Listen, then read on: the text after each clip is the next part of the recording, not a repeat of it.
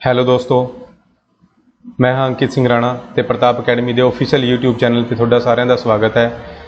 ਅੱਜ ਆਪਾਂ ਇੱਕ ਨਵੀਂ ਵੀਡੀਓ ਸੀਰੀਜ਼ ਸ਼ੁਰੂ ਕਰਨ ਜਾ ਰਹੇ ਹਾਂ। ਉਹ ਹੈ ਜੀ ਭਾਰਤ ਦੇ ਸੰਵਿਧਾਨ ਬਾਰੇ ਜਿਹੜੇ ਇੰਪੋਰਟੈਂਟ ਪ੍ਰਸ਼ਨ ਨੇ, ਜਿਹੜੇ SSC ਤੇ ਪੰਜਾਬ ਦੇ ਪੇਪਰਾਂ 'ਚ ਪਹਿਲਾਂ ਪੁੱਛੇ ਜਾ ਚੁੱਕੇ ਨੇ ਤੇ ਜਿਨ੍ਹਾਂ ਦੀ ਮੈਨੂੰ ਉਮੀਦ ਹੈ ਕਿ ਉਹ ਆਉਣ ਵਾਲੇ ਪੰਜਾਬ ਦੇ ਪੇਪਰਾਂ 'ਚ ਪੁੱਛੇ ਜਾਣੇ ਆ, ਹੈ ਨਾ। ਉਹ ਆਪਾਂ ਸਾਰੇ ਡਿਸਕਸ ਕਰਾਂਗੇ। ਤਾਂ ਇਹ ਜਿਹੜੀ ਵੀਡੀਓ ਹੋਊਗੀ ਇਹ ਪੰਜਾਬੀ ਤੇ ਇੰਗਲਿਸ਼ ਦੋਨਾਂ 'ਚ ਤੁਹਾਨੂੰ ਕੁਐਸਚਨ ਮਿਲਣਗੇ। ਇਹ ਉਸ ਵੀਡੀਓ ਸੀਰੀਜ਼ ਦਾ ਪਹਿਲਾ ਭਾਗ ਹੈ ਤੇ ਆਪਾਂ ਸ਼ੁਰੂ ਕਰਦੇ ਹਾਂ। ਇਸ ਵੀਡੀਓ ਦੀ PDF ਲਈ ਤੁਸੀਂ ਸਾਡਾ ਟੈਲੀਗ੍ਰਾਮ ਚੈਨਲ ਜੁਆਇਨ ਕਰ ਸਕਦੇ ਹੋ ਤੇ ਸਾਨੂੰ ਇੰਸਟਾਗ੍ਰਾਮ ਤੇ ਵੀ ਫੋਲੋ ਕਰ ਸਕਦੇ ਹੋ। ਇਹ ਸਾਡੇ ਇੰਸਟਾਗ੍ਰਾਮ ਦਾ ਆਫੀਸ਼ੀਅਲ ਅਕਾਊਂਟ ਹੈ। ਦੋਹਾਂ ਦੇ ਲਿੰਕ ਮੈਂ ਥੱਲੇ ਡਿਸਕ੍ਰਿਪਸ਼ਨ 'ਚ ਦੇ ਦਿੱਤੇ ਨੇ, ਠੀਕ ਹੈ। ਤਾਂ ਆਪਾਂ ਸ਼ੁਰੂ ਕਰਦੇ ਹਾਂ ਛੇਤੀ। ਪ੍ਰਸ਼ਨ ਪਹਿਲਾ ਹੈ ਜੀ ਕਿ ਕਿਹੜੇ ਐਕਟ ਨੂੰ ਮੌਂਟੈਗ ਚੇਮਸਫੋਰਡ ਐਕਟ ਦੇ ਤੌਰ ਤੇ ਵੀ ਜਾਣਿਆ ਜਾਂਦਾ ਹੈ। Which act is known as Montagu Chelmsford act. ਤਾਂ ਇਹਦਾ ਸਹੀ ਆਨਸਰ ਹੈ ਜੀ 1919 ਦਾ ਜਿਹੜਾ ਐਕਟ ਆਇਆ ਸੀ ਉਸ ਨੂੰ ਮੌਂਟੈਗ ਚੇਮਸਫੋਰਡ ਐਕਟ ਦੇ ਤੌਰ ਤੇ ਵੀ ਜਾਣਿਆ ਜਾਂਦਾ ਸੀ, ਠੀਕ ਹੈ। ਤੇ ਜਿਹੜਾ 1909 'ਚ ਐਕਟ ਆਇਆ ਸੀ ਉਸ ਨੂੰ ਮੋਰਲੇ ਮਿੰਟੋ ਰਿਫਾਰਮਸ ਦੇ ਨਾਂ ਨਾਲ ਵੀ ਜਾਣਿਆ ਜਾਂਦਾ ਸੀ, ਮੋਰਲੇ ਮਿੰਟੋ ਰਿਫਾਰਮਸ, ਠੀਕ ਹੈ। ਨੈਕਸਟ ਦੂਸਰਾ ਪ੍ਰਸ਼ਨ ਹੈ ਜੀ, constitutional assembly of India formed on the recommendation of, ਯਾਨੀ ਕਿਸ ਦੀ ਸਿਫਾਰਿਸ਼ ਤੇ ਭਾਰਤ ਦੀ ਸੰਵਿਧਾਨਿਕ ਸਭਾ ਬਣਾਈ ਗਈ, ਠੀਕ ਹੈ। ਮਤਲਬ ਜਿਹੜੀ ਸਭਾ ਨੇ ਸੰਵਿਧਾਨ ਬਣਾਇਆ ਸੀ ਉਸ ਸਭਾ ਨੂੰ ਕਿਸ ਦੀ ਸਿਫਾਰਿਸ਼ ਤੇ ਬਣਾਇਆ ਗਿਆ। ਤਾਂ ਉਸ ਸਭਾ ਨੂੰ ਬਣਾਇਆ ਗਿਆ ਸੀ ਕੈਬਨਿਟ ਮਿਸ਼ਨ ਦੀ ਸਲਾਹ ਤੇ। ਇਹ ਜਿਹੜਾ ਮਿਸ਼ਨ ਹੈ ਇਹ ਆਇਆ ਸੀ 1946 'ਚ, ਠੀਕ ਹੈ। ਇਹ ਕੁਐਸਚਨ ਬਹੁਤ ਇੰਪੋਰਟੈਂਟ ਹੈ ਕਿ ਕੈਬਨਿਟ ਮਿਸ਼ਨ ਕਦੋਂ ਆਇਆ ਸੀ, 1946 'ਚ ਆਇਆ ਸੀ, ਠੀਕ ਹੈ। ਤੇ ਭਾਰਤ ਦਾ ਜਿਹੜਾ ਸੰਵਿਧਾਨ ਹੈ ਉਸ ਨੂੰ ਜਿਹੜੀ ਸੰਵਿਧਾਨ ਸਭਾ ਨੇ ਬਣਾਇਆ ਉਹ ਸੰਵਿਧਾਨ ਸਭਾ ਕਿਸ ਦੀ ਸਿਫਾਰਿਸ਼ ਤੇ ਬਣੀ ਸੀ, ਖੁਦ ਕੈਬਨਿਟ ਮਿਸ਼ਨ ਦੀ ਸਿਫਾਰਿਸ਼ ਤੇ ਬਣੀ ਸੀ, ਠੀਕ ਹੈ। ਨੈਕਸਟ ਤੀਜਾ ਪ੍ਰਸ਼ਨ ਹੈ ਜੀ, ਹੂ ਵਾਜ਼ ਦੀ ਚੇਅਰਮੈਨ ਆਫ ਡਰਾਫਟਿੰਗ ਕਮੇਟੀ। ਤਾਂ ਡਰਾਫਟਿੰਗ ਕਮੇਟੀ ਜਿਹਨੂੰ ਆਪਾਂ ਪੰਜਾਬੀ 'ਚ ਮਸੌਦਾ ਕਮੇਟੀ ਵੀ ਕਹਿੰਦੇ ਹਾਂ, ਹੈ ਨਾ, ਉਸ ਦਾ ਚੇਅਰਮੈਨ ਕੌਣ ਸੀ। ਤਾਂ ਉਸ ਕਮੇਟੀ ਦਾ ਚੇਅਰਮੈਨ ਸੀ ਭੀਮ ਰਾਓ ਅੰਬੇਡਕਰ। ਡਾਕਟਰ ਭੀਮ ਰਾਓ ਅੰਬੇਡਕਰ ਉਸ ਕਮੇਟੀ ਦੇ ਚੇਅਰਮੈਨ ਸਨ। ਤੇ ਡਰਾਫਟਿੰਗ ਕਮੇਟੀ 'ਚ ਕੁੱਲ ਕਿੰਨੇ ਮੈਂਬਰ ਸਨ? ਡਰਾਫਟਿੰਗ ਕਮੇਟੀ 'ਚ ਕੁੱਲ 7 ਮੈਂਬਰ ਸਨ, ਠੀਕ ਹੈ। ਨੈਕਸਟ ਇਹ ਡਰਾਫਟਿੰਗ ਕਮੇਟੀ ਬਣਾਈ ਕਦੋਂ ਗਈ ਸੀ? ਤਾਂ ਇਹ ਡਰਾਫਟਿੰਗ ਕਮੇਟੀ ਬਣਾਈ ਗਈ ਸੀ 29 ਅਗਸਤ 1947 ਨੂੰ, ਠੀਕ ਹੈ ਜੀ। ਇਹ ਯਾਦ ਰੱਖਣਾ ਹੈ ਤੁਸੀਂ। ਬਾਕੀ ਅੱਗੇ ਵੀਡੀਓ 'ਚ ਮੈਂ ਕੁਐਸਚਨ ਕਵਰ ਵੀ ਕੀਤਾ ਹੈ, ਠੀਕ ਹੈ।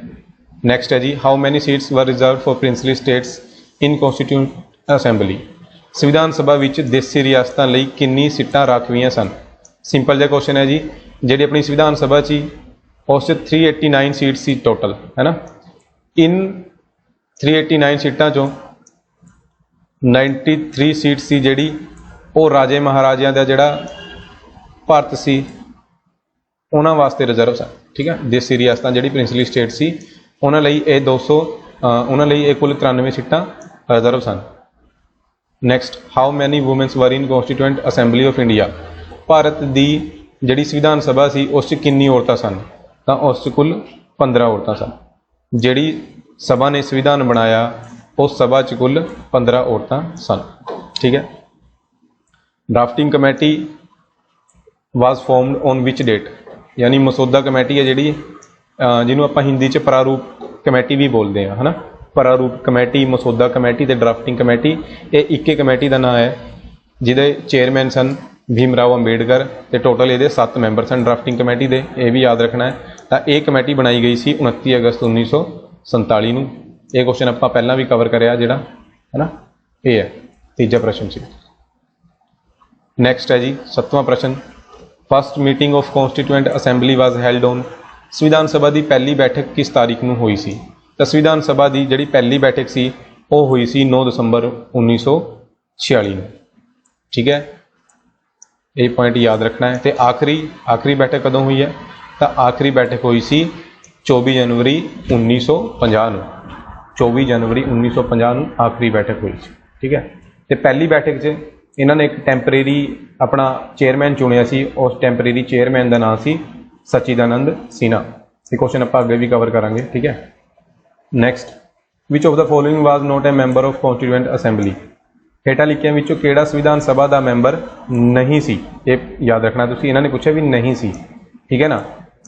तो देखो जवाहर लाल नेहरू भी सी, राजेंद्र प्रसाद जी भी सी ते PM मुंशी सी, पर जिहड़े महात्मा गांधी सी ये मैंबर नहीं सन, ठीक है, ये याद रखना है।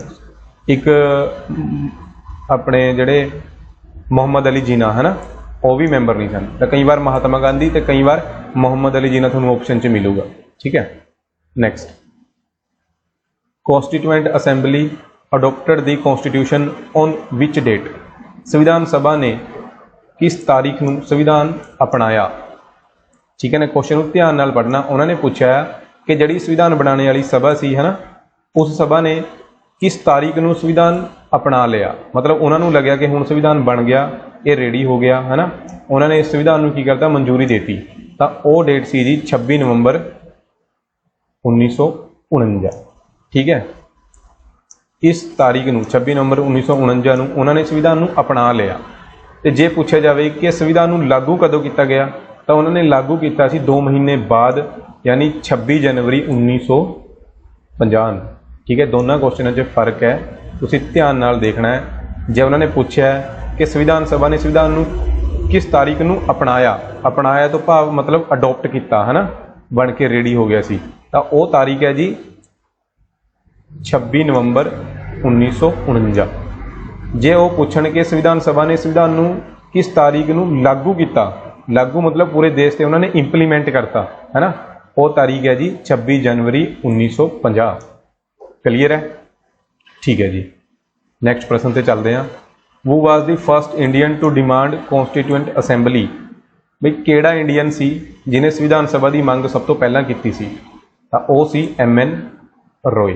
ये याद रखना तुसी, ये पहला बंदा सी जिन्हें कहा सी भी भारत संविधान सभा होनी चाहिए है। नैक्सट, वो was the chairman of steering committee, steering committee नूं आपां पंजाबी च कहांगे संचालन समिति या संचालन कमेटी। तो इसका चेयरमैन कौन सी, तो संचालन कमेटी का चेयरमैन सी जिहड़े अपने संविधान सभा के प्रेजिडेंट सन डॉक्टर राजेंद्र प्रसाद, ठीक है जी। क्लीयर है, ओके।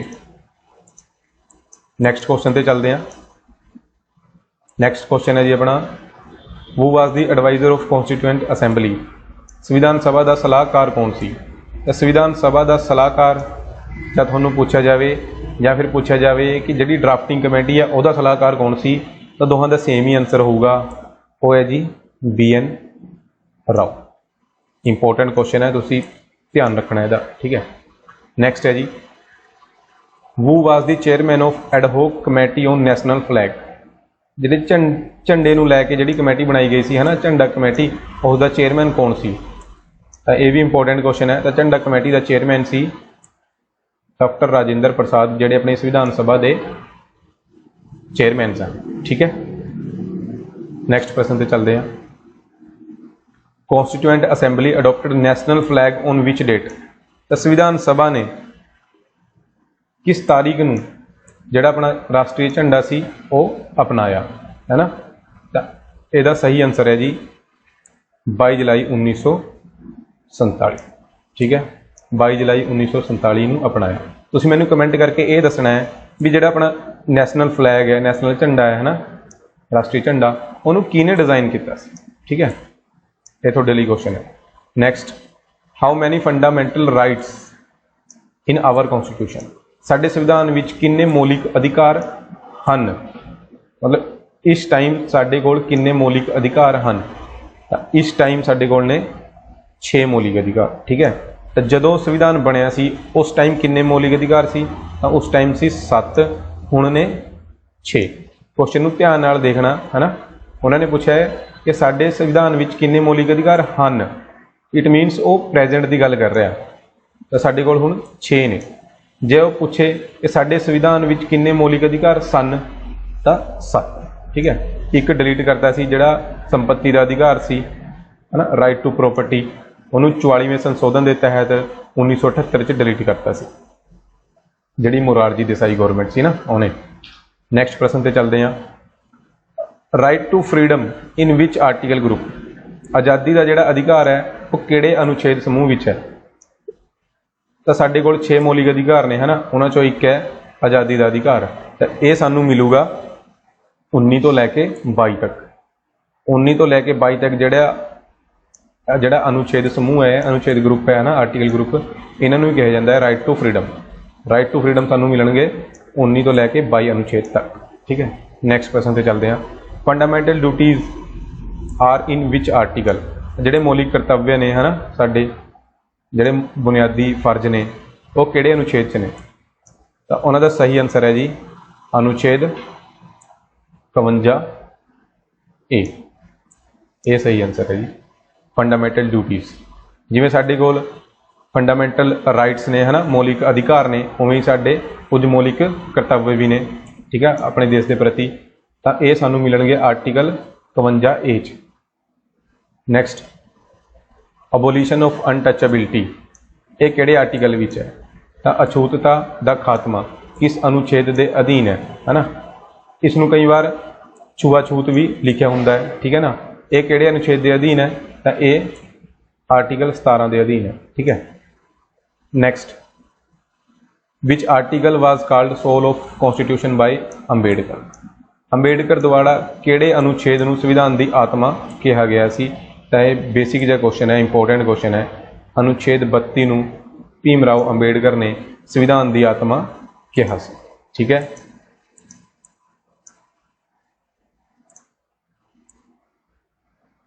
ਨੈਕਸਟ ਕੁਐਸਚਨ ਤੇ ਚੱਲਦੇ ਹੈ ਨਾ।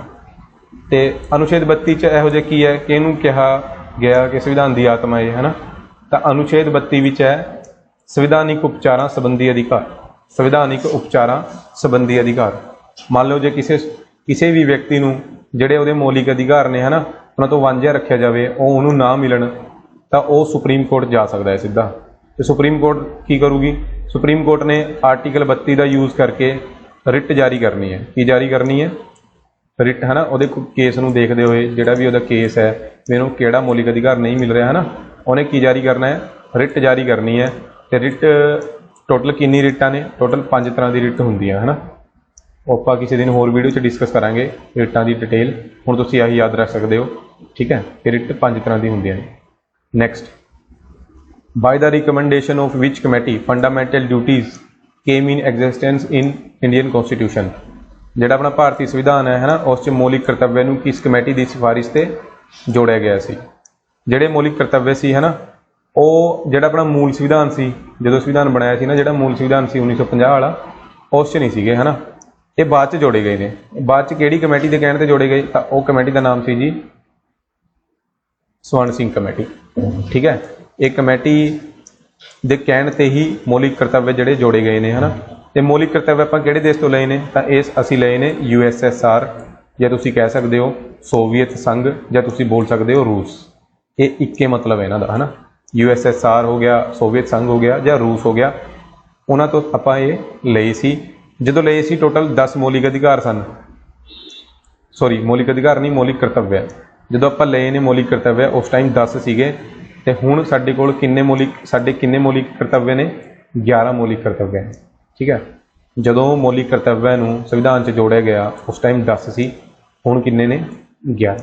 ਠੀਕ ਹੈ, ਨੈਕਸਟ ਕੁਐਸਚਨ ਉਹੀ ਹੈ, how many fundamental duties in our constitution. ਸਾਡੇ ਸੰਵਿਧਾਨ ਵਿੱਚ ਕਿੰਨੇ ਮੌਲਿਕ ਕਰਤੱਵ ਹਨ ਮੀਨਸ ਉਹਨਾਂ ਨੇ ਪੁੱਛਿਆ ਕਿ ਐਟ ਪ੍ਰੈਜ਼ੈਂਟ ਕਿੰਨੇ ਮੌਲਿਕ ਕਰਤੱਵ ਨੇ ਹੈ ਨਾ। ਤਾਂ ਐਟ ਪ੍ਰੈਜ਼ੈਂਟ 11 ਨੇ, ਜਦੋਂ ਜੋੜੇ ਗਏ ਸੀ ਉਸ ਟਾਈਮ ਸੀ 10। ਠੀਕ ਹੈ, ਮੌਲਿਕ ਜਿਹੜੇ ਇਹ ਕਰਤੱਵ ਨੇ ਕਦੋਂ ਜੋੜੇ ਗਏ? ਤਾਂ ਇਹ ਜੋੜੇ ਗਏ ਸੀਗੇ 44ਵੇਂ ਸੰਸ਼ੋਧਨ ਦੇ ਤਹਿਤ 44ਵਾਂ ਨਹੀਂ ਸੀਗਾ, ਉਹ 42ਵਾਂ ਸੀ। 42ਵੇਂ ਸੰਸ਼ੋਧਨ ਦੇ ਤਹਿਤ 1976 'ਚ। ਠੀਕ ਹੈ, ਨੈਕਸਟ 22ਵਾਂ ਪ੍ਰਸ਼ਨ ਹੈ ਜੀ। Next, which article provides separation between executive and judiciary powers. ਕਿਹੜਾ ਅਨੁਛੇਦ ਕਾਰਜਕਾਰੀ ਸ਼ਕਤੀਆਂ ਅਤੇ ਨਿਆਇਕ ਸ਼ਕਤੀਆਂ ਵਿਚਕਾਰ ਵੱਖਰੇਪਣ ਨੂੰ ਪ੍ਰਦਾਨ ਕਰਦਾ ਹੈ? ਤਾਂ ਇਹਦਾ ਸਹੀ ਆਨਸਰ ਹੈ ਜੀ ਆਰਟੀਕਲ 50। ਠੀਕ ਹੈ, next, fundamental right of property ਹੈ ਨਾ। ਰਾਈਟ ਆਫ ਪ੍ਰੋਪਰਟੀ ਹੈ ਜਿਹੜਾ, ਉਹਨੂੰ ਡਿਲੀਟ ਕਰ ਦਿੱਤਾ ਗਿਆ ਸੀ। ਇਹ ਕਦੋਂ ਕਰਿਆ ਗਿਆ ਸੀ? ਤਾਂ ਇਹ ਆਪਾਂ ਪਹਿਲਾਂ ਵੀ ਡਿਸਕਸ ਕਰਿਆ ਹੈ ਨਾ। ਮੌਲਿਕ ਅਧਿਕਾਰ ਜਿਹੜਾ ਸੀਗਾ ਜਾਇਦਾਦ ਦਾ, ਸੰਪੱਤੀ ਦਾ ਅਧਿਕਾਰ ਸੀ, ਇਹਨੂੰ ਡਿਲੀਟ ਕੀਤਾ ਗਿਆ ਸੀ 44ਵੇਂ ਸੰਸ਼ੋਧਨ ਦੇ ਤਹਿਤ 1978 ਚ। ਇਹ ਹੈ 44ਵਾਂ ਸੰਸ਼ੋਧਨ 1978 ਚ ਹੋਇਆ ਸੀ। ਇਹ ਤੁਸੀਂ ਕਲੀਅਰ ਰੱਖਣਾ ਹੈ ਯਾਦ ਕਿ 44ਵਾਂ ਸੰਸ਼ੋਧਨ 1978 ਤੇ 42ਵਾਂ ਸੰਸ਼ੋਧਨ 1976 ਹੈ। ਠੀਕ ਹੈ, ਕਾफ़ी ਸਟੂਡੈਂਟ ਇਹਨਾਂ 'ਚ ਹੀ ਕਨਫਿਊਜ਼ ਹੋ ਜਾਂਦੇ ਆ ਕਿ 44ਵਾਂ ਸੰਸ਼ੋਧਨ 1976 ਸੀਗਾ ਜਾਂ 1978 ਸੀਗਾ। ਤਾਂ ਇਹਨਾਂ ਨੂੰ ਸਿੰਪਲੀ ਯਾਦ ਰੱਖ ਸਕਦੇ ਹੋ ਤੁਸੀਂ।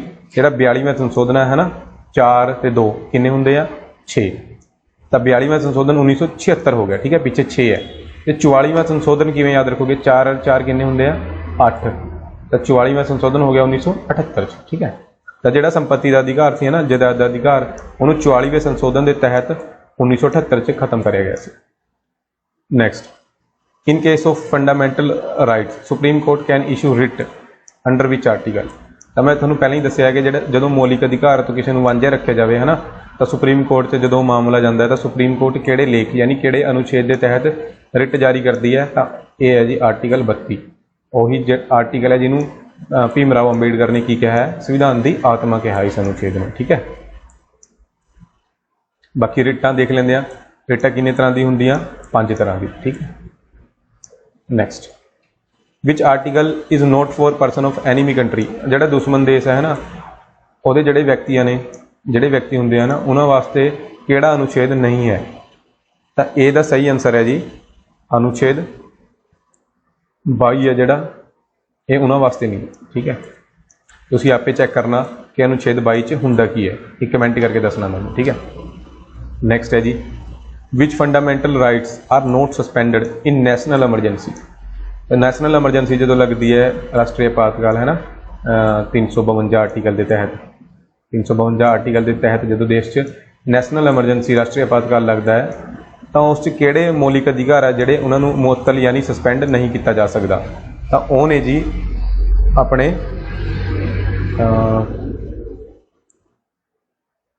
20 ਅਤੇ 21। ਠੀਕ ਹੈ, 20 ਅਤੇ 21 ਆ ਜਿਹੜੇ, ਇਹਨਾਂ ਨੂੰ ਸਸਪੈਂਡ ਨਹੀਂ ਕੀਤਾ ਜਾ ਸਕਦਾ ਨੈਸ਼ਨਲ ਐਮਰਜੈਂਸੀ ਦੇ ਦੌਰਾਨ। ਨੈਕਸਟ ਹੈ ਜੀ uniform civil code is in which article of constitution. ਸਮਾਨ ਨਾਗਰਿਕ ਸੰਹਿਤਾ ਜਿਹੜਾ ਹੈਗਾ ਹੈ ਨਾ, ਉਹ ਸੰਵਿਧਾਨ ਦੇ ਕਿਹੜੇ ਅਨੁਛੇਦ ਵਿੱਚ ਹੈ? ਇਹ ਇੰਪੋਰਟੈਂਟ ਕੁਐਸਚਨ ਹੈ, ਤੁਸੀਂ ਜ਼ਰੂਰ ਯਾਦ ਰੱਖਣਾ। ਇਹ ਨਿਊਜ਼ 'ਚ ਵੀ ਹੈਗਾ। ਇਹ ਹੈ ਜੀ ਅਨੁਛੇਦ 44 ਵਿੱਚ ਸਮਾਨ ਨਾਗਰਿਕ ਸੰਹਿਤਾ। ਮਤਲਬ ਇਹਦਾ ਕੀ ਹੈ? ਇਹਦਾ ਮਤਲਬ ਹੈ ਜੀ ਜਿਹੜੇ ਦੇਸ਼ ਦੇ ਨਾਗਰਿਕ ਨੇ ਹੈ ਨਾ, ਉਹਨਾਂ ਸਾਰਿਆਂ ਨਾਗਰਿਕਾਂ ਵਾਸਤੇ ਸੇਮ ਕਾਨੂੰਨ ਹੋਣਾ ਚਾਹੀਦਾ, ਭਾਵੇਂ ਉਹ ਕਿਸੇ ਵੀ ਰਿਲੀਜਨ, ਕਿਸੇ ਵੀ ਕਾਸਟ ਦਾ ਕਿਉਂ ਨਾ ਹੋਵੇ। ਇਹ ਹਾਲੇ ਤੱਕ ਆਪਣੇ ਦੇਸ਼ 'ਚ ਲਾਗੂ ਨਹੀਂ ਹੈ, ਇਹ ਯਾਦ ਰੱਖਣਾ ਤੁਸੀਂ। ਠੀਕ ਹੈ, ਬਾਕੀ ਇਹੋ ਜਿਹਾ ਕੁਝ ਕਾਨੂੰਨ ਹੈ ਜਿਹੜਾ ਗੋਆ ਨੇ ਇਹਨੂੰ ਕੀਤਾ ਹੋਇਆ ਲਾਗੂ ਹੈ ਨਾ। ਜੇ ਇਹ ਪੁੱਛਿਆ ਜਾਵੇ ਕਿ ਯੂਨੀਫਾਰਮ ਸਿਵਲ ਕੋਡ ਹੈ ਜਿਹੜਾ, ਉਹ ਕਿਹੜੇ ਸਟੇਟ 'ਚ ਲਾਗੂ ਹੈ, ਤਾਂ ਉਹ ਸਿਰਫ ਗੋਆ 'ਚ ਲਾਗੂ ਹੈ। ਠੀਕ ਹੈ, next, which of the following was first Muslim president of India. Bharat ਦਾ ਕਿਹੜਾ ਪਹਿਲਾ ਮੁਸਲਿਮ ਰਾਸ਼ਟਰਪਤੀ ਸੀ? ਤਾਂ ਇਹ ਬਿਲਕੁਲ ਬੇਸਿਕ ਜਿਹਾ ਕੁਐਸਚਨ ਹੈ। ਜਿਹੜੇ ਡਾਕਟਰ ਜ਼ਾਕਿਰ ਹੁਸੈਨ ਨੇ, ਉਹ ਭਾਰਤ ਦੇ ਪਹਿਲੇ ਮੁਸਲਿਮ ਰਾਸ਼ਟਰਪਤੀ ਸਨ। ਠੀਕ ਹੈ, which article state that prime minister is a channel of communication between council of ministers and president of India? it means ਕਿਹੜਾ ਅਨੁਛੇਦ ਕਹਿੰਦਾ ਹੈ ਕਿ ਪ੍ਰਧਾਨ ਮੰਤਰੀ ਹੈ ਜਿਹੜਾ, ਉਹ ਮੰਤਰੀ ਮੰਡਲ ਅਤੇ ਰਾਸ਼ਟਰਪਤੀ ਵਿਚਕਾਰ ਸੰਚਾਰ ਦੀ ਕੜੀ ਹੁੰਦੇ ਹਨ। ਇਹ ਪੁਆਇੰਟ ਤੇ ਤੁਸੀਂ ਫੋਕਸ ਕਰਨਾ, ਸੰਚਾਰ ਦੀ ਕੜੀ। ਪਹਿਲਾਂ ਤਾਂ ਇਹਦਾ ਆਨਸਰ ਵੇਖ ਲੈਂਦੇ ਕੀ ਹੈ। ਇਹਦਾ ਆਨਸਰ ਹੈ ਜੀ ਆਰਟੀਕਲ 78। ਹੁਣ ਇਹਨੂੰ ਸਮਝਦੇ ਹਾਂ ਇਹ ਕਹਿ ਕੀ ਰਿਹਾ ਹੈ ਨਾ। ਇਹ ਕਹਿ ਰਿਹਾ ਹੈ ਵੀ ਜਿਹੜਾ ਪ੍ਰਧਾਨ ਮੰਤਰੀ ਹੈ, ਉਹ ਜਿਹੜਾ ਉਹਦਾ ਮੰਤਰੀ ਮੰਡਲ ਹੁੰਦਾ ਹੈ ਨਾ, ਜਿਹੜੀ ਉਹਦੀ ਕੈਬਨਿਟ ਹੈ ਨੀਚੇ, ਹੋਮ ਮਿਨਿਸਟਰ, ਫਾਈਨੈਂਸ ਮਿਨਿਸਟਰ ਜਿਹੜੇ ਹੈਗੇ ਆ, ਡਿਫੈਂਸ ਮਿਨਿਸਟਰ, ਉਹਨਾਂ ਵਿਚਕਾਰ ਅਤੇ ਪ੍ਰੈਜ਼ੀਡੈਂਟ ਆਫ ਇੰਡੀਆ ਜਿਹੜੇ ਰਾਸ਼ਟਰਪਤੀ ਨੇ, ਉਹਨਾਂ ਦੋਨਾਂ ਦੇ ਵਿਚਕਾਰ ਇਹ ਸੰਚਾਰ ਦੀ ਕੜੀ ਦੇ ਤੌਰ ਤੇ ਕੰਮ ਕਰਦਾ। ਸੰਚਾਰ ਦੀ ਕੜੀ ਮਤਲਬ ਚੈਨਲ ਆਫ ਕਮਿਊਨੀਕੇਸ਼ਨ। ਮਤਲਬ ਜਿਵੇਂ ਮੰਤਰੀ ਮੰਡਲ ਨੇ ਨਾ, ਰਾਸ਼ਟਰਪਤੀ ਨੇ ਕੋਈ ਗੱਲ ਕਹਿਣੀ ਹੈ, ਤਾਂ ਉਹ ਮੰਤਰੀ ਮੰਡਲ ਡਾਇਰੈਕਟ ਰਾਸ਼ਟਰਪਤੀ ਨੂੰ ਨਹੀਂ ਕਹੂਗਾ, ਉਹ ਪਹਿਲਾਂ ਪ੍ਰਧਾਨ ਮੰਤਰੀ ਨੂੰ ਕਹੂਗਾ, ਪ੍ਰਧਾਨ ਮੰਤਰੀ ਅੱਗੇ ਰਾਸ਼ਟਰਪਤੀ ਨੂੰ ਕਹੂਗਾ ਇਹ ਗੱਲ। ਸੇਮ ਜੇ ਰਾਸ਼ਟਰਪਤੀ ਨੇ ਮੰਤਰੀਆਂ ਨੂੰ ਕੋਈ ਗੱਲ ਕਹਿਣੀ ਆ, ਤਾਂ ਉਹ ਉਹਨਾਂ ਦੇ ਪ੍ਰਧਾਨ ਯਾਨੀ ਪ੍ਰਧਾਨ ਮੰਤਰੀ ਨੂੰ ਕਹਿਣਗੇ, ਪ੍ਰਧਾਨ ਮੰਤਰੀ ਅੱਗੇ ਆਪੇ ਮੰਤਰੀਆਂ ਨੂੰ ਕਹੂਗਾ। ਤਾਂ ਦੋਹਾਂ ਦੇ ਵਿਚਕਾਰ ਜਿਹੜਾ ਪ੍ਰਧਾਨ ਮੰਤਰੀ ਹੈ ਨਾ, ਇਹ ਸੰਚਾਰ ਦੀ ਕੜੀ ਦੇ ਤੌਰ ਤੇ ਕੰਮ ਕਰ ਰਿਹਾ। ਠੀਕ ਹੈ ਨਾ। ਇਹ ਕੌਣ ਕਹਿ ਰਿਹਾ? ਇਹ ਕਹਿ ਰਿਹਾ ਆਰਟੀਕਲ 78। ਇੰਪੋਰਟੈਂਟ ਹੈ, ਇਹ ਯਾਦ ਰੱਖਣਾ। ਠੀਕ ਹੈ, next, which part of constitution is known as instrument of instructions. ਠੀਕ ਹੈ, ਸੰਵਿਧਾਨ ਦੇ ਕਿਹੜੇ ਹਿੱਸੇ ਨੂੰ, ਕਿਹੜੇ ਭਾਗ ਨੂੰ ਇੰਸਟਰੂਮੈਂਟ ਆਫ ਇੰਸਟਰਕਸ਼ਨ ਵਜੋਂ ਜਾਣਿਆ ਜਾਂਦਾ ਹੈ? ਤਾਂ ਇਹ ਹੈ ਜੀ ਭਾਗ ਚੌਥਾ, ਪਾਰਟ 4। ਠੀਕ ਹੈ, ਹੁਣ ਇਹਦਾ ਅਸਲੀ ਨਾਂ ਕੀ ਹੈ? ਤਾਂ ਇਹਦਾ ਅਸਲੀ ਨਾਂ ਹੈ ਜੀ directive principals of state policy. ਭਾਗ 4 'ਚ ਕੀ ਮਿਲੂਗਾ? DPSP, ਜਾਂ ਆਪਾਂ ਇਹਨੂੰ ਪੰਜਾਬੀ 'ਚ ਕਹਿ ਸਕਦੇ ਹਾਂ ਰਾਜ ਦੇ ਨੀਤੀ ਨਿਰਦੇਸ਼ਕ ਅਤੇ ਸਿਧਾਂਤ। ਕੁਐਸਚਨ ਆ ਵੀ ਬਣ ਸਕਦਾ ਹੈ ਕਿ ਰਾਜ ਦੇ ਨੀਤੀ ਨਿਰਦੇਸ਼ਕ ਅਤੇ ਸਿਧਾਂਤ ਕਿਹੜੇ ਭਾਗ ਵਿੱਚ ਹਨ? ਤਾਂ ਉਹਦਾ ਸਹੀ ਆਨਸਰ ਹੋਊਗਾ ਭਾਗ ਚੌਥਾ। ਠੀਕ ਹੈ, ਨੈਕਸਟ ਪ੍ਰਸ਼ਨ ਤੇ ਚੱਲਦੇ ਹਾਂ। Cabinet ministers are collectively responsible to, ਕਿਹਨੂੰ, ਹੈ ਨਾ, ਕਿਹਨੂੰ ਰਿਸਪੋਂਸੀਬਲ ਨੇ? ਜਿਹੜੇ ਕੈਬਨਿਟ ਮੰਤਰੀ ਨੇ ਆ ਸਮੂਹਿਕ ਤੌਰ ਤੇ ਕਿਹਨੂੰ ਰਿਸਪੋਂਸੀਬਲ ਨੇ, ਕਿਹਨੂੰ ਜ਼ਿੰਮੇਵਾਰ ਨੇ? ਤਾਂ ਜਿਹੜਾ ਕੈਬਨਿਟ ਹੈ ਨਾ, ਇਹ ਸਾਰੀ ਦੀ ਸਾਰੀ ਜੇ ਇਕੱਠੀ ਦੇਖੀ ਜਾਵੇ ਤਾਂ ਇਹ ਲੋਕ ਸਭਾ ਨੂੰ ਰਿਸਪੋਂਸੀਬਲ ਹੈ, ਇਹਦੀ ਜਵਾਬਦੇਹੀ ਲੋਕ ਸਭਾ ਦੇ ਪ੍ਰਤੀ ਹੈ। ਤੇ ਜੇ ਇਸ ਕੁਐਸਚਨ 'ਚ ਆਪਾਂ ਇਹ ਪੁੱਛੀਏ ਵੀ ਜਿਹੜਾ ਇੰਡੀਵਿਜੂਅਲੀ ਮਿਨਿਸਟਰ ਹੈ ਨਾ, ਇਕੱਲਾ ਮਿਨਿਸਟਰ ਹੈ, ਉਹ ਕਿਹਨੂੰ ਰਿਸਪੋਂਸੀਬਲ ਹੈ? ਤਾਂ ਉਹ ਰਿਸਪੋਂਸੀਬਲ ਹੋਊਗਾ ਪ੍ਰੈਜ਼ੀਡੈਂਟ ਨੂੰ। ਠੀਕ ਹੈ ਨਾ, ਵਿਅਕਤੀਗਤ ਤੌਰ ਤੇ ਇੱਕ ਮੰਤਰੀ ਉਹ ਪ੍ਰੈਜ਼ੀਡੈਂਟ ਨੂੰ ਜਵਾਬਦੇਹ ਹੈ। ਸਾਰੇ ਜਿਹੜੇ ਮੰਤਰੀ ਆ ਨਾ, ਉਹਨਾਂ ਦੀ ਕੈਬਨਿਟ ਹੈ, ਉਹ ਲੋਕ ਸਭਾ ਨੂੰ ਜਵਾਬਦੇਹ ਹੈ। ਠੀਕ ਹੈ, next, which of the following was the first vice president of India? Bharat ਦਾ ਪਹਿਲਾ ਉਪ ਰਾਸ਼ਟਰਪਤੀ ਕੌਣ ਸੀ? ਤਾਂ ਭਾਰਤ ਦੇ ਪਹਿਲੇ ਉਪ ਰਾਸ਼ਟਰਪਤੀ ਸਨ ਸਰਵਪੱਲੀ ਰਾਧਾਕ੍ਰਿਸ਼ਨਨ ਜੀ। ਠੀਕ ਹੈ, ਤੇ ਇਹ ਪਹਿਲੇ ਉਪ ਰਾਸ਼ਟਰਪਤੀ ਸਨ ਤੇ ਇਹ ਲਗਾਤਾਰ 2 ਵਾਰ ਉਪ ਰਾਸ਼ਟਰਪਤੀ ਬਣੇ ਤੇ ਉਸ ਤੋਂ ਬਾਅਦ ਇਹ ਫਿਰ ਭਾਰਤ ਦੇ ਰਾਸ਼ਟਰਪਤੀ ਵੀ ਬਣੇ। ਠੀਕ ਹੈ, ਤੇ ਇੱਕ ਤਾਂ ਸਰਵਪੱਲੀ ਰਾਧਾਕ੍ਰਿਸ਼ਨਨ ਹੋ ਗਏ ਤੇ ਇੱਕ ਹਾਮਿਦ ਅੰਸਾਰੀ, ਇੱਕ ਉਪ ਰਾਸ਼ਟਰਪਤੀ ਹੋਰ ਨੇ ਹਾਮਿਦ ਅੰਸਾਰੀ। ਬਸ ਆਹੀ 2 ਉਪ ਰਾਸ਼ਟਰਪਤੀ ਨੇ ਜਿਹੜੇ 2-2 ਵਾਰ ਉਪ ਰਾਸ਼ਟਰਪਤੀ ਰਹਿ ਚੁੱਕੇ ਆ, ਹੈ ਨਾ। ਜਿਵੇਂ ਸਰਵਪੱਲੀ ਰਾਧਾਕ੍ਰਿਸ਼ਨਨ ਹੈ, ਇਹ ਵੀ 2 ਵਾਰ ਉਪ ਰਾਸ਼ਟਰਪਤੀ ਬਣੇ ਨੇ, ਹਾਮਿਦ ਅੰਸਾਰੀ ਵੀ 2 ਵਾਰ ਉਪ ਰਾਸ਼ਟਰਪਤੀ ਬਣੇ ਨੇ। ਠੀਕ ਹੈ, ਇਸ ਟਾਈਮ ਉਪ ਰਾਸ਼ਟਰਪਤੀ ਕੌਣ ਹੈ ਇਹ ਤੁਸੀਂ ਮੈਨੂੰ ਕਮੈਂਟ ਕਰਕੇ ਜ਼ਰੂਰ ਦੱਸਣਾ। ਨੈਕਸਟ ਹੈ ਜੀ ਇੰਪੋਰਟੈਂਟ ਕੁਐਸਚਨ ਹੈ, ਇਹ ਜਿਹੜੀ ਪੰਚਾਇਤਾਂ ਨੇ, ਹੈ ਨਾ, ਉਹਨਾਂ ਦਾ ਗਠਨ ਕਰਨਾ ਇਹ ਸਰਕਾਰ ਦੀ ਜ਼ਿੰਮੇਵਾਰੀ ਹੈ। ਇਹ ਕਿਹੜੇ ਅਨੁਛੇਦ 'ਚ ਹੈ? ਇਹ ਹੈ ਜੀ ਇੰਪੋਰਟੈਂਟ ਆਰਟੀਕਲ ਹੈ, ਆਰਟੀਕਲ 40 ਯਾਦ ਰੱਖਣਾ ਤੁਸੀਂ, ਪਹਿਲਾਂ ਪੇਪਰਾਂ 'ਚ ਕਾਫੀ ਵਾਰ ਪੁੱਛਿਆ ਜਾ ਚੁੱਕਿਆ ਹੈ। Next, prohibition of on child labour is in which article? ਤਾਂ ਜਿਹੜੀ ਬਾਲ ਮਜ਼ਦੂਰੀ ਹੈ ਨਾ, ਉਸ 'ਤੇ ਰੋਕ ਕਿਹੜੇ ਅਨੁਛੇਦ ਦੇ ਤਹਿਤ ਲੱਗੀ ਹੈ? ਤਾਂ ਇਹ ਹੈ ਜੀ ਅਨੁਛੇਦ 24। ਠੀਕ ਹੈ, ਇਹ ਹੈ ਅਨੁਛੇਦ 24, ਉਹਦੇ ਤਹਿਤ ਹੈ ਜਿਹੜਾ ਚਾਈਲਡ ਲੇਬਰ ਹੈ ਇੰਡੀਆ 'ਚ ਇਹ ਬੈਨ ਹੈ। ਹੁਣ ਜੇ ਪੁੱਛਿਆ ਜਾਵੇ ਵੀ ਕਿੰਨੀ ਉਮਰ ਤੱਕ ਚਾਈਲਡ ਲੇਬਰ ਬੈਨ ਹੈ, ਤਾਂ ਇਹ ਹੈ ਜੀ ਏਜ 14 ਹੈ ਬਾਈ ਜੀ, ਹੈ ਨਾ, ਤੁਸੀਂ 18 ਨਹੀਂ। ਕਾਫੀ ਸਟੂਡੈਂਟ ਹੈ ਜਿਹੜੇ ਮੈਂ ਦੇਖਿਆ, ਆਪਾਂ ਜਿਹੜਾ ਆਫਲਾਈਨ ਟੈਸਟ ਲੈਂਦੇ ਆ, ਹੈ ਨਾ, ਉਸ 'ਚ 18 ਕਲਿੱਕ ਕਰਦੇ ਹਾਂ ਜਾਂ 18 ਨੂੰ ਮਤਲਬ ਆਨਸਰ ਮੰਨਦੇ ਆ, ਪਰ 18 ਨਹੀਂ, ਇਹ 14 ਹੈ। Next, oath of president in which article? ਰਾਸ਼ਟਰਪਤੀ ਦੀ ਜਿਹੜੀ ਸ਼ਪਥ ਹੈ, ਰਾਸ਼ਟਰਪਤੀ ਜਿਹੜੀ ਸਹੁੰ ਚੁੱਕਦਾ ਹੈ ਨਾ, ਉਹ ਕਿਹੜੇ ਅਨੁਛੇਦ ਦੇ ਅਧੀਨ ਹੈ? ਤਾਂ ਇਹਦਾ ਸਹੀ ਆਨਸਰ ਹੈ ਜੀ ਆਰਟੀਕਲ 60। ਠੀਕ ਹੈ, ਨੈਕਸਟ ਹੈ ਜੀ pardon powers of president is in which article? ਰਾਸ਼ਟਰਪਤੀ ਦੀ ਜਿਹੜੀ ਸਮਾਧਾਨ ਦੀਆਂ ਸ਼ਕਤੀਆਂ, ਹੈ ਨਾ, ਮੁਆਫ ਕਰਨ ਦੀ ਸ਼ਕਤੀਆਂ, ਉਹ ਕਿਹੜੇ ਅਨੁਛੇਦ 'ਚ ਨੇ? ਤਾਂ ਇਹਨਾਂ ਦਾ ਸਹੀ ਆਨਸਰ ਹੈ ਜੀ ਆਰਟੀਕਲ 72। ਇੰਪੋਰਟੈਂਟ ਆ, ਯਾਦ ਰੱਖਣਾ। ਨੈਕਸਟ ਹੈ finance commission is in which article? ਜਿਹੜਾ ਵਿੱਤ ਆਯੋਗ ਹੈ ਉਹ ਕਿਹੜੇ ਅਨੁਛੇਦ 'ਚ ਹੈ? ਵਿੱਤ ਆਯੋਗ ਹੈ ਜੀ ਅਨੁਛੇਦ 280 'ਚ। ਇਹ ਵੀ ਇੰਪੋਰਟੈਂਟ ਆ, ਯਾਦ ਰੱਖਣਾ। ਬੇਸਿਕਲੀ ਇਹ ਸਾਰੇ ਹੀ ਕੁਐਸਚਨ ਇੰਪੋਰਟੈਂਟ ਨੇ, ਤੁਸੀਂ ਸਾਰੇ ਹੀ ਯਾਦ ਰੱਖਣੇ, ਹੈ ਨਾ। ਹੁਣ ਜਿਹੜਾ ਵਿੱਤ ਆਯੋਗ ਚੱਲ ਰਿਹਾ ਹੈ, ਇਹਦੇ ਚੇਅਰਮੈਨ ਕੌਣ ਨੇ? ਤਾਂ ਹੁਣ 15ਵਾਂ ਵਿੱਤ ਆਯੋਗ ਚੱਲ ਰਿਹਾ ਹੈ, ਇਹ 2020 'ਚ ਲਾਗੂ ਹੋਇਆ ਸੀ। ਤਾਂ ਇੱਕ ਜਿਹੜਾ ਵਿੱਤ ਆਯੋਗ ਹੈ ਨਾ, ਉਹ 5 ਸਾਲ ਚੱਲਦਾ, ਯਾਨੀ ਕਿ 25 ਤੱਕ ਚੱਲੂਗਾ, ਤੇ ਇਹਦੇ ਜਿਹੜੇ ਚੇਅਰਮੈਨ ਨੇ ਉਹ ਨੇ NK ਸਿੰਘ। ਹੁਣ ਤੁਸੀਂ ਆਪਣੇ ਵੱਲੋਂ ਕੀ ਚੈੱਕ ਕਰਨਾ ਹੈ? ਆਪਣੇ ਵੱਲੋਂ ਤੁਸੀਂ ਇਹ ਚੈੱਕ ਕਰਨਾ ਹੈ ਕਿ ਜਿਹੜੇ ਪਹਿਲੇ ਵਿੱਤ ਆਯੋਗ ਸੀ ਉਹਨਾਂ ਦੇ ਚੇਅਰਮੈਨ ਕੌਣ ਸਨ, ਤੇ ਇਹ ਜਿਹੜੇ ਵਿੱਤ ਆਯੋਗ ਵਾਲਾ ਸਿਸਟਮ ਹੈ ਨਾ, ਇਹ ਕਦੋਂ ਸ਼ੁਰੂ ਹੋਇਆ ਸੀ, 1950 ਜਾਂ 1951? ਇਹ ਤੁਸੀਂ ਇੱਕ ਵਾਰ ਕ੍ਰੋਸ ਚੈੱਕ ਕਰ ਲਿਓ। ਠੀਕ ਹੈ, ਨੈਕਸਟ ਕੁਐਸਚਨ ਆਪਾਂ ਦੇਖਦੇ ਹਾਂ। ਆ ਜਿਹੜੀ ਕੰਕਰੈਂਟ ਲਿਸਟ ਹੈ, ਇਸ 'ਚ ਕਿੰਨੇ ਸਬਜੈਕਟ ਨੇ? ਕੰਕਰੈਂਟ ਲਿਸਟ ਯਾਨੀ ਸਮਵਰਤੀ ਸੂਚੀ 'ਚ ਕਿੰਨੇ ਵਿਸ਼ੇ ਨੇ, ਕਿੰਨੇ ਸਬਜੈਕਟ ਨੇ? ਤਾਂ ਪਹਿਲਾਂ ਇਹਦਾ ਆਨਸਰ ਦੇਖ ਲੈਂਦੇ ਹਾਂ, ਫਿਰ ਇਹਨੂੰ ਡਿਸਕਸ ਕਰਦੇ ਹਾਂ। ਇਹਦਾ ਆਨਸਰ ਹੈ ਜੀ 52 ਵਿਸ਼ੇ। ਠੀਕ ਹੈ, ਇਹਦਾ ਆਨਸਰ ਹੈ ਸਮਵਰਤੀ ਸੂਚੀ 'ਚ 52 ਵਿਸ਼ੇ ਨੇ। ਹੁਣ ਆਪਾਂ ਗੱਲ ਕਰਦੇ ਹਾਂ ਸਮਵਰਤੀ ਸੂਚੀ ਹੁੰਦੀ ਕੀ ਹੈ। ਦੇਖੋ ਸਾਡੇ ਸੰਵਿਧਾਨ 'ਚ ਨਾ 3 ਸੂਚੀਆਂ ਬਾਰੇ ਦੱਸਿਆ ਗਿਆ। ਇੱਕ ਸੂਚੀ ਹੈ ਕੇਂਦਰ, ਇੱਕ ਹੈ ਰਾਜ ਸੂਚੀ, ਤੇ ਤੀਜੀ ਹੈ ਜੀ ਸਮਵਰਤੀ ਸੂਚੀ, ਹੈ ਨਾ। ਜਿਹੜੀ ਕੇਂਦਰ ਸੂਚੀ ਹੈ ਉਸ 'ਚ ਜਿਹੜੇ ਵਿਸ਼ੇ ਲਿਖੇ ਹੋਏ ਆ, ਜਿਹੜੇ ਸਬਜੈਕਟ ਲਿਖੇ ਹੋਏ ਆ, ਜਿਵੇਂ ਪੋਸਟ ਹੋ ਗਿਆ, ਹੈ ਨਾ, ਰੇਲਵੇ ਹੋ ਗਿਆ, ਡਿਫੈਂਸ ਹੋ ਗਿਆ, ਕਰੰਸੀ ਹੋ ਗਿਆ, ਜਾਂ ਵਿਦੇਸ਼ੀ ਮਾਮਲੇ ਹੋ ਗਿਆ, ਇਹ ਜਿੰਨੇ ਵੀ ਵਿਸ਼ੇ ਸਬਜੈਕਟ ਲਿਖੇ ਹੋਏ इन्हां सारिਆਂ ते कानून बनाउण दी जिहड़ी पावर है वो केंद्र कोल है। ठीक है, मतलब समवर्ती सूची च जिहड़े भी विषय होणगे उन्हां सारे विषयां ते जिहड़ा भी मतलब उस लिखे ने वो केंद्र ही कानून बनावेगा। तो जिहड़ी राज्य सूची है उस जिहड़े विषय लिखे हुंदे आ उन्हां ते कानून बनाउण दी जिहड़ी शक्ति है वो राज्य सरकारां कोल हुंदी है। जिवें पुलिस हो गया है ना, पुलिस ते कोई भी कानून बनाना है तो वो राज्य सरकार बनाउंदी है, तो वो राज्य सूची च लिखिया होया है। ये जिहड़ी समवर्ती सूची है इस च जिहड़े भी विषय लिखे ने, जिहड़े भी सबजैक्ट लिखे ने, उन्हां ते दोनों केंद्र भी ते स्टेट भी कानून बना सकते हैं। ठीक है ना, तो इस 52 विषय लिखे हुए हैं। नैक्सट प्रश्न पे चलते हैं, प्रश्न 40।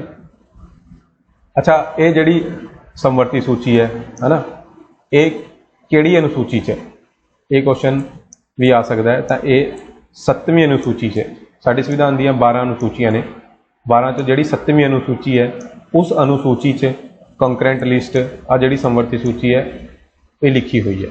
ठीक है, नैक्सट प्रश्न, which schedule is related to anti defection law. Anti defection law किहड़ी अनुसूची दल बदल संबंधी कानून दे नाल संबंधित है।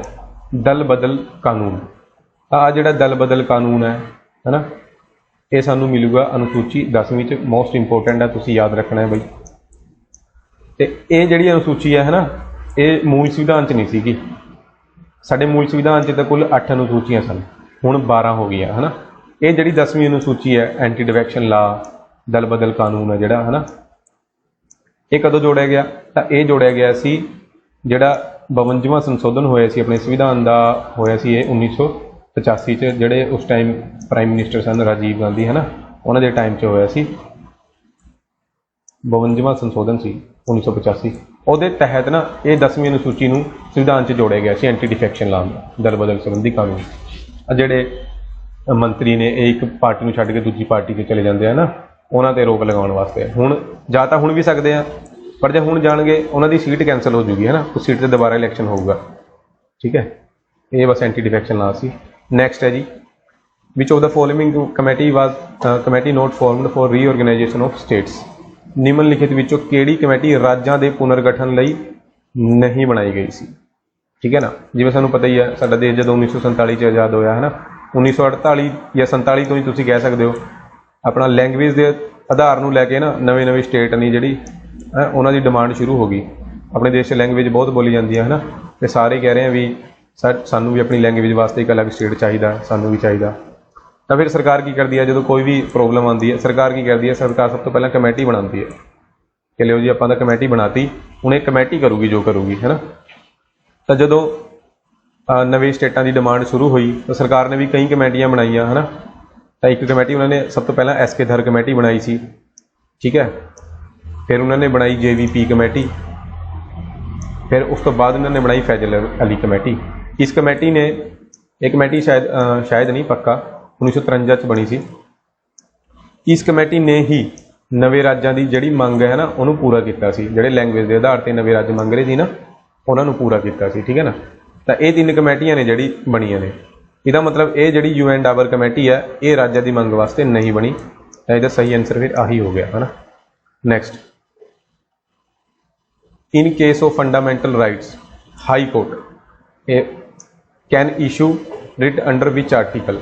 तो आप पहला भी एक क्वेश्चन डिस्कस किया सी, देखो है ना, भी जिहड़ी सुप्रीम कोर्ट है वो किहड़े आर्टिकल के तहत रिट जारी करती है जदों कोई साडा ना मौलिक अधिकार सानू ना मिले। आ देख सकते हो तुसीं क्वेश्चन है जिहड़ा सुप्रीम कोर्ट जिहड़ी रिट जारी करती है जदों किसी नूं उहदे मौलिक अधिकार ना मिलन, तो यह है जी आर्टिकल 32। हुण साडे कोल क्वेश्चन है भी सुप्रीम कोर्ट नहीं पूछा, उन्होंने पूछा हाई कोर्ट। तो हाई कोर्ट बारे तुसीं याद रखना, हाई कोर्ट का जिहड़ा आर्टिकल है वह है आर्टिकल 226। ठीक है, सुप्रीम कोर्ट रिट जारी करती है आर्टिकल 32 के तहत, तो हाई कोर्ट रिट जारी करती है आर्टिकल 226 के तहत। क्लीयर है जी? ठीक है, आई होप तुहानूं क्लीयर हो गया होना। Next, legislative assembly in Delhi established under which amendment.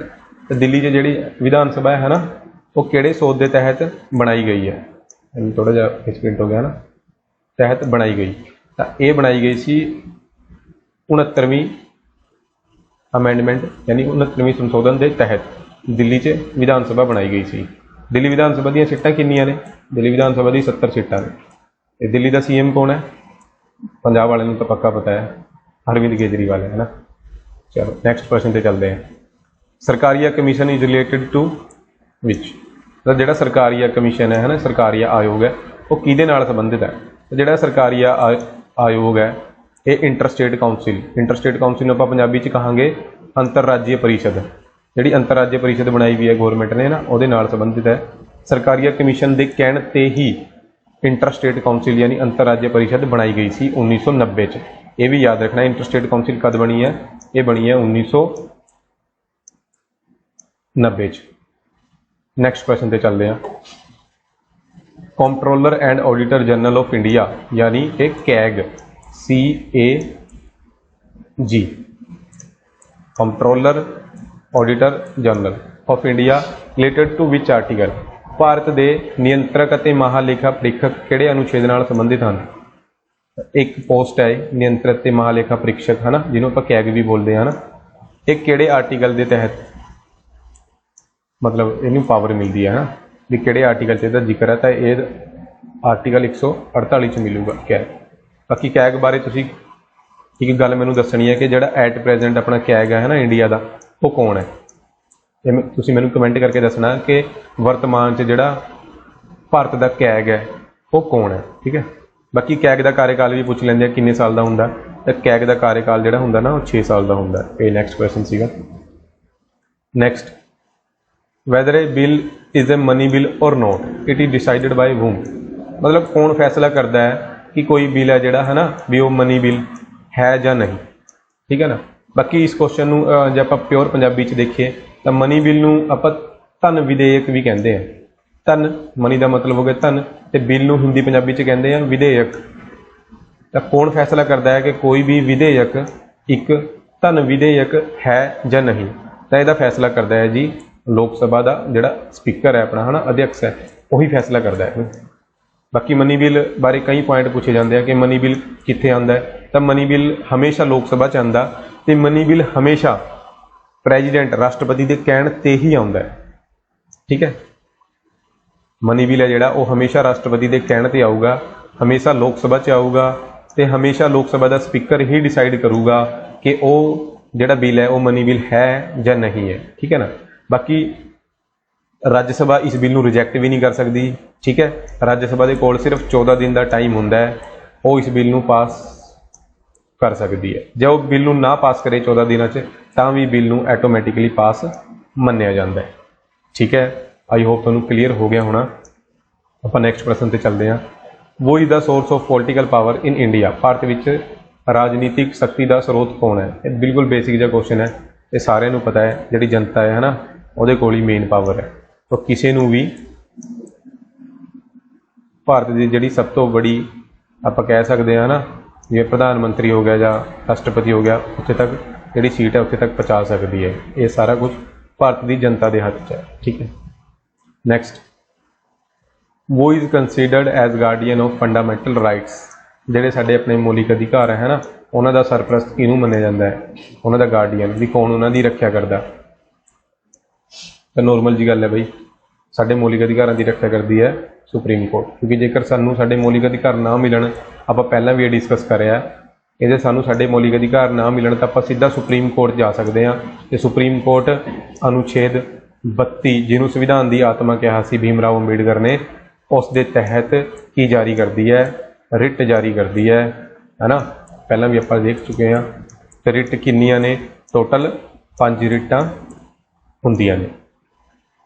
ਤੇ ਆਖਰੀ ਪ੍ਰਸ਼ਨ ਆਪਣਾ, which of the following official documents is related with India? ਨਿਮਨਲਿਖਿਤ ਵਿੱਚੋਂ ਕਿਹੜਾ ਅਧਿਕਾਰਿਕ ਦਸਤਾਵੇਜ਼ ਭਾਰਤ ਨਾਲ ਸੰਬੰਧਿਤ ਹੈ? ਤਾਂ ਇਹ ਹੈ ਜੀ ਵਾਈਟ ਪੇਪਰ, ਸਵੇਤ ਪੱਤਰ ਵੀ ਜਿਹਨੂੰ ਕਿਹਾ ਜਾਂਦਾ ਹੈ ਹਿੰਦੀ 'ਚ ਸਵੇਤ ਪੱਤਰ, ਪੰਜਾਬੀ 'ਚ ਵੀ ਸਫੇਦ ਪੱਤਰ, ਤੇ ਇੰਗਲਿਸ਼ 'ਚ ਵਾਈਟ ਪੇਪਰ ਇਹਨੂੰ ਕਿਹਾ ਜਾਂਦਾ ਹੈ। ਇਹ ਸੀਗੇ ਆਪਣੇ ਪੋਲਿਟੀ ਦੇ 50 ਕੁਐਸਚਨ। ਤੇ ਪ੍ਰਤਾਪ ਅਕੈਡਮੀ ਦੇ ਚੈਨਲ 'ਤੇ ਤੁਹਾਡਾ ਸਾਰਿਆਂ ਦਾ ਆਉਣ ਲਈ ਧੰਨਵਾਦ। ਬਾਕੀ ਆਪਣਾ ਜਿਹੜੀ ਅਗਲੀ ਵੀਡੀਓ ਹੈ ਨਾ ਪੋਲਿਟੀ ਦੀ, ਉਹ ਵੀ ਆਪਾਂ ਛੇਤੀ ਲੈ ਕੇ ਆਵਾਂਗੇ। ਇਸ ਤੋਂ ਇਲਾਵਾ ਕਰੰਟ ਅਫੇਅਰ ਦੀ ਵੀਡੀਓ ਸੀਰੀਜ਼ ਵੀ ਚੱਲ ਰਹੀ ਹੈ, ਤੁਸੀਂ ਉਹ ਵੀ ਵੇਖ ਸਕਦੇ ਹੋ। ਬਾਕੀ ਕੰਪਿਊਟਰ ਦੀ ਵੀ ਆਪਾਂ ਛੇਤੀ ਲੈ ਕੇ ਆਵਾਂਗੇ। ਇਸ ਤੋਂ ਇਲਾਵਾ ਤੁਹਾਡੀ ਕੋਈ ਹੋਰ ਵੀ ਡਿਮਾਂਡ ਹੋਵੇ ਤਾਂ ਤੁਸੀਂ ਸਾਨੂੰ ਕਮੈਂਟ ਕਰ ਸਕਦੇ ਹੋ, ਜਾਂ ਤੁਸੀਂ ਸਾਨੂੰ ਆਪਣਾ ਪਰਸਨਲ ਮੈਸੇਜ ਕਰ ਸਕਦੇ ਹੋ ਸਾਡੇ ਇੰਸਟਾਗ੍ਰਾਮ ਅਕਾਊਂਟ 'ਤੇ, ਠੀਕ ਹੈ। ਇੰਸਟਾਗ੍ਰਾਮ ਅਕਾਊਂਟ ਆ ਹੈ ਪ੍ਰਤਾਪ ਅਕੈਡਮੀ ਦੇ ਨਾਂ ਤੋਂ, 5000 ਤੋਂ ਜ਼ਿਆਦਾ ਫੋਲੋਵਰਸ ਨੇ। ਤੁਸੀਂ ਇਹਦਾ ਲਿੰਕ ਵੀਡੀਓ ਦੀ ਡਿਸਕ੍ਰਿਪਸ਼ਨ 'ਚੋਂ ਲੈ ਸਕਦੇ ਹੋ, ਠੀਕ ਹੈ ਜੀ। Thank you.